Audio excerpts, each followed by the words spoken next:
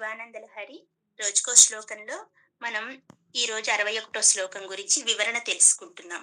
ఈ 61 శ్లోకంలో శంకరాచార్యుల వారు ఏం చెప్పారు? భక్తి అంటే ఎలా ఉండాలి అని చెప్పారు. ఆ భక్తి ఎలా ఉండాలంట? భక్తి అంటే మనస్సు యొక్క ప్రవృత్తి. అది తైలధారలాగా అవిచ్ఛిన్నంగా పరమాత్మ యొక్క పాదార విందాలతో కలిసిపోయేలాగా ఉండాలంట. తైలం అంటే ఏంటి? నూనె కదా! తైలాన్ని పైనుంచి పోస్తుంటే అదేమవుతుంది? మొత్తం గ్యాప్ లేకుండా ఎలా అయితే చక్కగా అంతటా పరిచిపోతుందో, అదే మనం నీళ్లు పోస్తే అది కొంచెం తెరపలు తెరపలుగా, బుడగలు బుడగలుగా వస్తది. అదే మీరు తైలధార వంచండి, అలా గ్యాప్ లేకుండా మొత్తాన్ని అల్లుకుంటుంది. మన భక్తి కూడా ఆయన పాదాల మీద అలాగా అల్లుకోపోవాలంట. తైల పాత్రలో నుంచి ధారలాగా ఎలా తైలమైతే వస్తుందో అలా మన ప్రవృత్తి, మనస్సు యొక్క ప్రవృత్తి అవిచ్ఛిన్నంగా పరమాత్మ యొక్క పాదార విందాలను అల్లుకుపోవాలంట. అంతటి చక్కటి ఉపమానాన్ని ఇచ్చారు మనకు దీనిలో. అసలు భక్తి అంటే ఏంది? భక్తి భక్తి భక్తి అంటున్నారు. భక్తి అంటే ఏంటి? అసలు భక్తి అంటే భక్తి ద్వారా మోక్షాన్ని పొందవచ్చు. చెప్పాను కదా! మన భారతదేశంలోనే పురాణాల ద్వారా మోక్షాన్ని సంపాదించే ఉపాయం ఏదైనా ఉంది అంటే మనం గర్వంగా చెప్పుకోవచ్చు. మన భారతదేశంలో మనకున్న పురాణాల ద్వారానే ఇది ఉంది, ఈ కార్యక్రమం చేసుకోగలము అని చెప్పొచ్చనమాట. ఇది కర్మభూమి అండి. ఇంకా ఎక్కడా కనపడదు. ఇంతటి చక్కటి పురాణాల విశ్లేషణ ఎక్కడా మనకు కనపడదనమాట. అలా చెప్తున్నారు. ఇంకా భక్తి అంటే ఏంటి? ఆల్రెడీ ఒక శ్లోకంలో మనం చెప్పుకున్నాము. పార్వతీ పరమేశ్వరులు అంటే పార్వతీదేవి యొక్క పూర్వ రూపం ఏంటి? సతీదేవి అని చెప్పాం కదా! సతీదేవికి అనుమానం వచ్చిందంట. ఆమె దక్ష ప్రజాపతి కూతురు కదా! ఆమెకు అనుమానం వచ్చిందంట. స్వామి స్వామి నా భక్తులు నా భక్తులు అంటుంటారు. భక్తి భక్తి అంటుంటారు. అసలు భక్తి అంటే ఏంటి స్వామి? భక్తి ఎన్ని రకాలు? ఏ విధంగా ఉండాలి అని సతీదేవి ప్రశ్నించిందంట శివుణ్ణి. అప్పుడు ఆయన చెప్పాడంట. ఆయనే స్వయంగా చెప్పాడు. ఏమని? దేవి, మనకు భక్తి మొత్తం 9 రకాలుగా ఉంటుంది. నవవిధ భక్తులు అంటాం కదండీ! అందరికీ తెలిసింది. ఏంటి? 1 శ్రవణం, 2 కీర్తనం, 3 స్మరణం, 4 వందనం, 5 పాదసేవనం, 6 అర్చనం, 7 దాస్యం, 8 సఖ్యం, 9 ఆత్మనివేదనం. మరి వీటికి ఒక్కొక్క భక్తి విధానానికి ఒక్కొక్క భక్తుడున్నారనమాట. వాళ్ళ 9 మంది గురించి చెప్పుకోవాలంటే మనకి సమయం సరిపోదు కదా! శ్రవణానికి ఎవరిని ఉదాహరణగా చెప్పాలి అంటే, శ్రవణం అంటే మనకు తెలిసిందే కదా! చక్కగా స్వామివారి చరిత్రలు అవి వింటూ ఉంటామనమాట. అలా శ్రవణానికి వస్తే పరీక్షిత్ మహారాజు గురించి చెప్పుకోవాలంట మొదటిగా. తర్వాత రెండవది కీర్తనం. కీర్తనలే అంటే స్వామివారికి ఎంత ఇష్టమో మనం చెప్పుకున్నాం. సామవేదం అంటేనే సామవేద ప్రియుడు ఆయన శంకరుడు. కీర్తనం సంగతికి వచ్చేసరికి నారద మహర్షిని ఉదాహరణగా చెప్పుకోవచ్చు. 3 స్మరణం. స్మరణానికి వస్తే భక్త ప్రహ్లాద. ఆయనంతటి నామస్మరణ ఇంకెవ్వరూ చెయ్యలేదంట. అందుకే ఆ పిల్లవాడిని చక్కగా ఉదాహరణగా చెప్తారు. వందనం. వందనం విషయానికి వస్తే అక్రూరుడి గురించి చెప్పుకోవాలి మనం. ఇంకా పాదసేవనం. పాదసేవనం విషయానికొస్తే లక్ష్మీదేవి వారు. ఇంకెవరు? మన అమ్మవారినే చెప్పుకోవాలి చక్కగా. ఆమె చేసినంత పాదసేవనం ఎవ్వరు కానీ చెయ్యలేదంట ఇంతవరకు. అర్చనం. అర్చన విషయానికొస్తే పృథు మహారాజు గురించి చెప్పుకోవాలంట. దాస్యం. ఒక దాసుడు ఎలా ఉండాలో చెప్పుకోవాలంటే ఆంజనేయ స్వామికి మించిన ఉదాహరణ లేదు అని చెప్తున్నారు. ఇంకా సఖ్యం అంటే ఫ్రెండ్‌షిప్ చేయాలి మనం. దేవుడితో సఖ్యంగా ఉండాలి. అలాంటి సఖ్యత ఎవరి దగ్గరుంది? ఒక్క అర్జునుడి దగ్గర మాత్రమే ఉంది. లాస్ట్ 9 ఆత్మ నివేదనం. ఆత్మ నివేదనంకొస్తే బలి చక్రవర్తి. అంతకు మించిన ఆత్మ నివేదనం, ఆయనకి మించిన ఆత్మ నివేదనం ఎవ్వరు చేయలేదంట. ఆయన్ని ఉదాహరణగా చెప్తారు. సరే, మరి మనకు ఈ రకాల ఉదాహరణలతో వివరంగా చెప్పుకోవాలంటే కుదరదన్నాం కదా! మరి మనకి ఈ 9 రకాలు అవలంబించడం కుదురుతుందా? కుదరదు. పోనీ ఈ 9 రకాలు కాకపోతే ఇది స్వామివారు స్వయంగా సతీదేవితో చెప్పారు. మరి ఇంకేంటి మనకు ఇంకొంచెం తగ్గించి ఆది శంకరాచార్యులు వారేం చెప్పారు? 5 రకాల భక్తి భావనలు చెప్పారు మనకి. అవునా? చక్కగా ఏంటి అవి? అంకోలం ఊడుగు చెట్టు గురించి, సూదంటు రాయి గురించి, చక్కగా ఒక సాధ్వి పతివ్రత గురించి, ఒక లత తీగ చెట్టుని ఎలా అల్లుకుంటుంది అని, ఇంకా నది ఈ వెళ్లి సముద్రంలో ఎలా కలుస్తుందో అలాగే మన భావన కూడా ఉండాలి అని చెప్పారు కదా! సరే, ఇంతటి భక్తి, భక్తి, భక్తి అని చెప్తున్నారు. భక్తి చేస్తే ఏమొస్తుంది? అన్న దాని గురించి, ఇద్దరు భక్తుల గురించి మనం ఈరోజు చక్కగా తెలుసుకుందాం. ఎవరా ఇద్దరు భక్తులు అంటే, ఒకరు రోమశ మహర్షి, ఇంకొకరు దూర్జటి గారి గురించి తెలుసుకుందాం. వాళ్ళ గురించి చెప్పుకోవాలంటే మనకు ఒక 15 నిమిషాల్లో అయిపోయే ముచ్చటైతే కాదు. చక్కగా మనకి ముఖ్యమైన అంశాల్ని తీసుకొని వాటి వరకు గుర్తు చేసుకుందాం.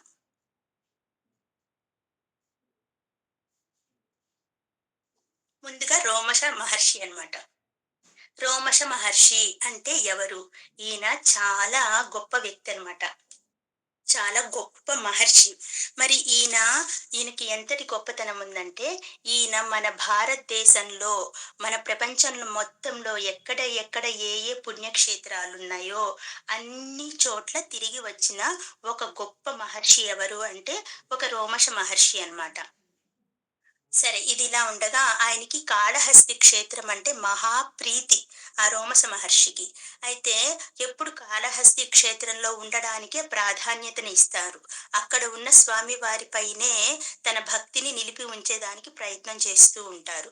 ఇదిలా ఉండగా మన బ్రహ్మదేవుల వారికి కొంచెం గర్వం వచ్చిందంట ఒకానొక పరిస్థితుల్లో. ఏమని?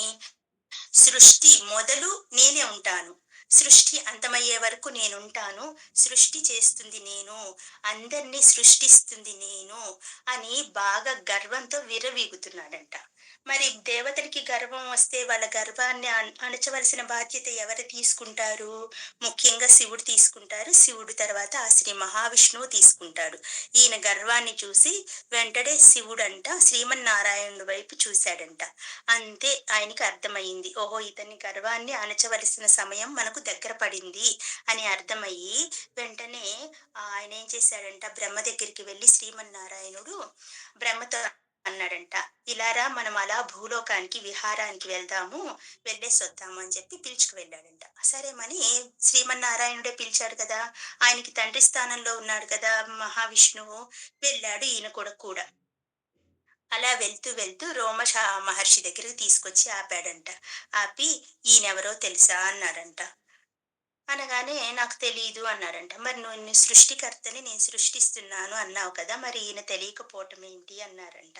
"అవును, నేను సృష్టికర్తనే. నా నా సృష్టిలో ఉన్న వ్యక్తి నాకు తెలియకపోవటమా? నాకే ఆశ్చర్యంగా ఉంది. ఎవరు ఈయన?" అన్నాడంట. అప్పుడు ఆయనేం చేస్తున్నారు? ఆయన ధ్యానంలో ఉన్నారు. ఆయన ఎల్లప్పుడూ శివ ధ్యానంలోనే ఉంటారు. ఆయన ముందు ఒక వెంట్రుకల కుప్ప ఉందంట. ఆ వెంట్రుకల కుప్ప, ఏంటి ఆయన అట్లా వెంట్రుకల కుప్ప పెట్టుకొని యాగం చేస్తున్నాడు, యోగంలో ఉన్నాడు, యోగ నిద్రలో అన్నారంట. అనగానే వెంటనే దీని గురించి తెలుసుకోవాలంటే ఆయన్ని కదిలించు అడుగు అన్నాడంట శ్రీ మహావిష్ణువు. అడగగానే వెళ్లి ఆ ధ్యానంలో ఉన్న ఆయన్ని కదిపి ఈయన అడిగాడంట బ్రహ్మదేవుడు. "నేను రోమశ మహర్షిని" అని చెప్పాడంట. "ఏంటి ఈ వెంట్రుకల కుప్ప" అని అడిగారంట. "అవి నా యొక్క రోమాలు" అని చెప్పాడంట. "ఏంటి ఇన్ని రోమాలు" అంటేను, "నేను ఆ శివుడికి యొక్క మహాభక్తుడిని.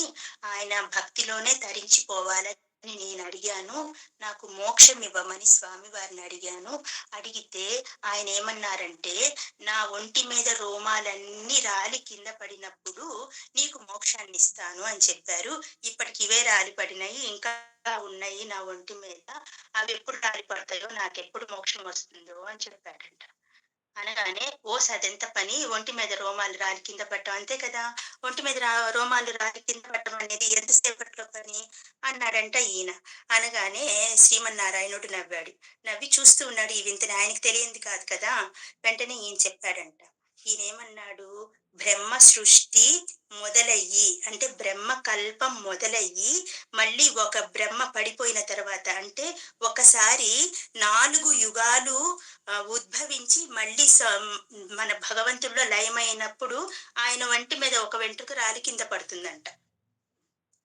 బాగా గమనించాలి ఈ మాట.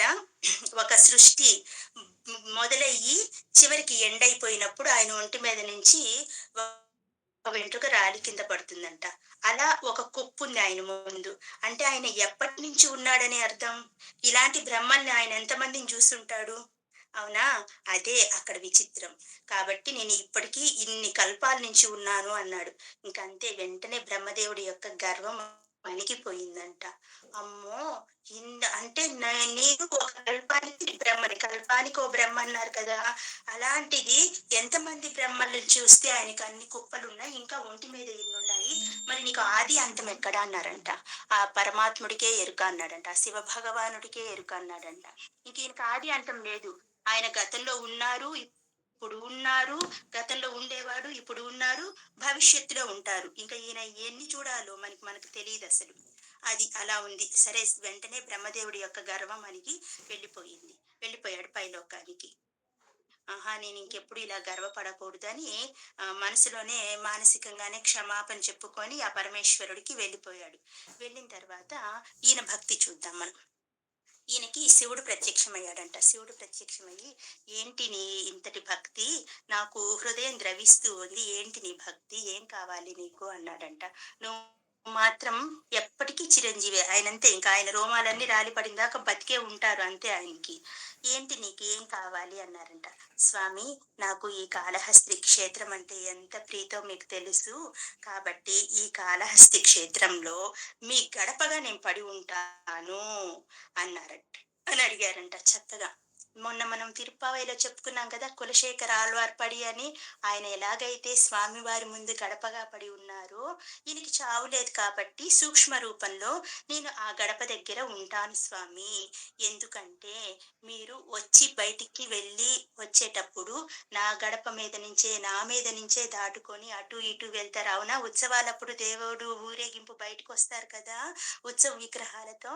అలా మిమ్మల్ని నా మీద నుంచి దాటించుకుంటూ నేనక్కడే పడి ఉంటాను స్వామి. మీకోసం వచ్చే భక్తులందరిని చూసి మురిసిపోతూ, నిత్యం మీ దర్శనాన్ని, మీ నామాన్ని, మీ శ్రవణాన్ని, మీ గీతాలని, ఇంకా ఈ నవవిధ భక్తులు రోజు జరుగుతుంటాయి గదా స్వామివారి దగ్గర. అలాంటి నవవిధ భక్తులందరిని చూసి నేను తరించిపోతుంటాను స్వామి. నన్ను సూక్ష్మ రూపంలో మీ గడప దగ్గర పడేయండి అన్నాడంట. చక్కగా తదాస్తు అన్నాడంట భగవంతుడు.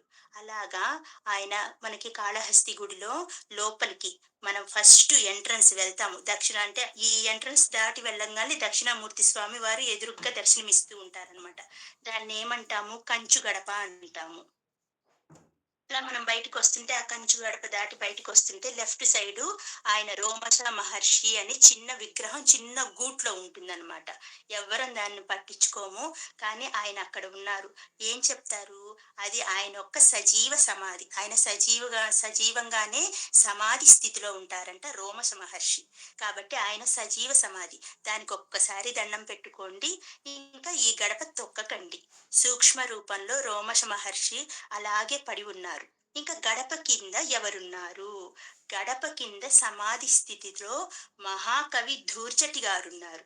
ఇప్పుడు ఆయన గురించే మనం తెలుసుకోబోతున్నాం. ఎంతటి గొప్ప వ్యక్తి అండి ధూర్జటి గారు. అతను ఎంతటి గొప్ప వ్యక్తి అంటే కాళహస్తి మాహాత్మ్యం అని రాశారండి. అబ్బా! అసలు దానికి అవధులు లేవు. ఎంత చక్కటి సంస్కృతిని అందించారో మనకైతే ఆయన. అలాగే కాళహస్తి శతకం అని ఒక రచన చేశారండి. ఆ కాళహస్తి శతకంలో కూడా ఏమి పద్యాలో అమోఘమైన పద్యాలండి శివుడి గురించి ఆయన రాసింది.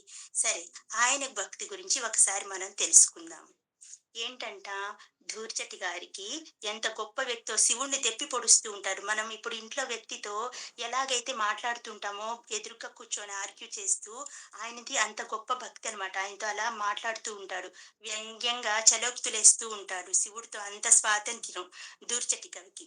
సరే, ఇంతటి గొప్ప వ్యక్తికి కూడాను ఒక బలహీనత ఉంది. ఏమిటా బలహీనత? ఆయన పగలంతా సేవలో ఉంటాడు. రాత్రి అయితే మాత్రం ఆయన్ని వేశ్యాగృహానికి వెళ్ళకుండా ఏ శక్తి ఆపలేదు. అది ఆయన బలహీనత. అతి పెద్ద బలహీనత ఆయనది. నేను పోగూడదు, పోగూడదు అనుకుంటాడు. రాత్రికైతే సరే మాత్రం ఆయన మాత్రం వేశ్యాగృహానికి వెళ్ళవలసిందే. ఈ బలహీనతకి ఆయన పొద్దున్నే ఏం చేస్తాడు? పొద్దున్నే లేసి ఏడుస్తుంటాడు. శివుడు ముందుకొచ్చి ఈయన గూడా ఉండేది. కాళహస్తి పుట్టినిల్లు ఆయనకి. ఆ కాళహస్తిలో శివుడి దగ్గరికొచ్చి ఏడుస్తూ ఉంటాడు. స్వామి రాత్రి నేను చేసిన చండాల పనిని తలుచుకుంటుంటే పొద్దున్నే నన్ను నేను శిక్షించుకోవాలి. నా శరీరాన్ని వదిలేసి వెళ్ళిపోవాలి అన్నంత కంపరం వస్తుంది స్వామి. కానీ నేను ఎందుకో తీసుకోలేకపోతున్నాను. నా జీవితాన్ని నేనే అంతమొందించుకోలేకపోతున్నాను. అలాగని ఆ పని చేయకుండా ఉండలేకపోతున్నాను. ఏమిటి నాకీ బలహీనత అని పొద్దున్న లేసి పశ్చాత్తాపంతో ఆయన ఎదురుగ్గా కూర్చొని కన్నీళ్లతో, భక్తితో, కన్నీళ్లతో ఉన్న కాళహస్తి శతకాన్ని రాసేస్తుంటారంట.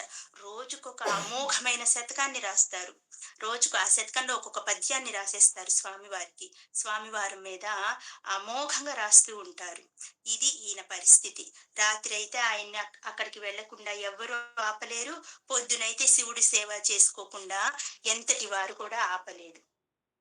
ఆయన చేసిన శతకాలు, ఆయన రాసిన వ్యాఖ్యానాలు, ఆయన రాసిన పుస్తకాలు కాళహస్తి శివుడి గురించి ఇంక చెప్పనవసరం లేదు మనకు. అంతటి గొప్ప వ్యక్తి. అంతటి గొప్ప వ్యక్తి కూడా ఇలా కలిగి ఉన్నారు కదా! సరే ఒకరోజు శివదర్శనం అయిందంట. ఎందుకు? ఎందుకని అడగరే. ఈయన భక్తితో మనమేం చేస్తాము? భక్తితో పూలో, పండ్లో, మారేడు దళమో, నీళ్ళో సమర్పిస్తాము. ఈయనేం చేస్తున్నాడు? రాత్రి ఆయన చేసిన చెడ్డ పనికి సిగ్గుపడి పొద్దున్నే లేచి అతను కన్నీళ్లతో, తన కన్నీళ్లతో, భక్తితో కారే కన్నీళ్లతో పద్యాలు అనే పుష్పాలని ఆయన పాదాల దగ్గర పెట్టి సమర్పించి పూజ చేస్తున్నారు. అతను ఏ ఆడంబరమైన వస్తువులతో పూజ చేయలేదు. నిజమైన భక్తి. ఇక్కడ మనం చూడవలసింది అతను వ్యక్తిత్వం కాదు చూడమంటున్నాడు భగవంతుడు. అతని యొక్క నిజమైన భక్తి. ఆ నిజమైన భక్తి పారవస్యంతో ఆయన పశ్చాత్తాపంతో కన్నీళ్లు కారుస్తూ అతను శివుడికి పద్యాన్ని పుష్పంగా సమర్పించేవాడంట. రోజుకొక పద్యాన్ని పుష్పంగా సమర్పించేవాడంట. దానితో మురిసిపోయి ఆయన చక్కగా దర్శనమిచ్చి, "ఏంటి నాయనా దూర్జటి నీ పరిస్థితి" అంటే, "స్వామి ఒకటి నా బలహీనతనన్నా తీసేయి. లేదా నా భక్తిని మీరు మెచ్చారా? నాకు మీ దగ్గరే, మీ సారూప్యంలోనే, మీ సామీప్యంలోనే నాకు మోక్షాన్నివ్వండి" అని చెప్పి అడిగాడంట. అడగగానే అది ఏంటో, ఆ కోరికేంటో అలా సామీప్యంగా, సారూప్యంగా, సాలోక్యంగా నీకు ఎలాంటి మోక్షం ఏ విధంగా కావాలో నువ్వే చెప్పు నాయనా అని అన్నాడంట శివుడు. ఈయనింకా చెప్పాలా? మనందరికీ తండ్రి ఆయన. మనందరికీ తండ్రి కదా! మనందరి తండ్రి ఏం చేస్తాడు? బిడ్డల ఇష్టాన్నే తన ఇష్టంగా భావిస్తాడు. అలా భావించి "ఏం కావాలో నువ్వే అడుగు స్వామి, నువ్వే అడుగు దూర్జటి" అన్నాడంట. అనగానే, "స్వామి నా సమాధిని మీ యొక్క గడప కింద ఏర్పాటు చేసేయండి. నాకిది చాలు" అంటే, "దానివల్ల నీకేమొస్తుందయ్యా" అని అడిగాడంట.